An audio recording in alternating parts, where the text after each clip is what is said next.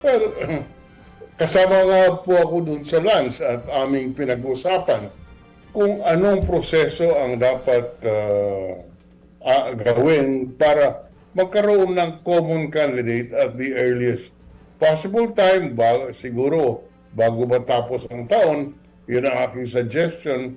At yun na nga, may pinag-uusapan namin kung anong proseso ang dapat gampanan para makapili kami ng kandidato. Kaya ako'y nagulat din kanina nung nabasa ko yung panukala ni Mayor Lenny na nag-decide na siya na hindi tatakbo. So ako, Joey, wala. Ako'y 34 na taon sa public service. Yung pagtakbo po, yan ay personal decision. Okay. Hindi po pwede ang iba ang mag-decide para sa iyo.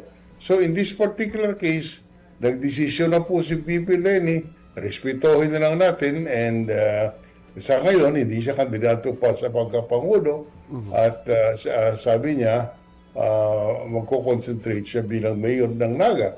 So that's it. No more, we just have to start the process for choosing another a candidate. Okay. Ang ayon ako sa sinabi ni Senator Kiko, may vacuum and it is not a good one. Okay. So, pero kukulitin ko lang konti yun, Senator Drilon, ha? Yung, pero nung bang nag-usap-usap kayo doon para sa proseso, meron bang at least kayo naramdaman na baka posible sa magdesisyon na tumakbo? At least nung time na yon. Well, at least walang rejection, Okay. Jovi. Yun ang aking masasabi. Walang rejection. Hindi man niya sinabi na desidido siya tumakbo na sa pagkapangulo, ngunit hindi naman sinabing ayaw ko.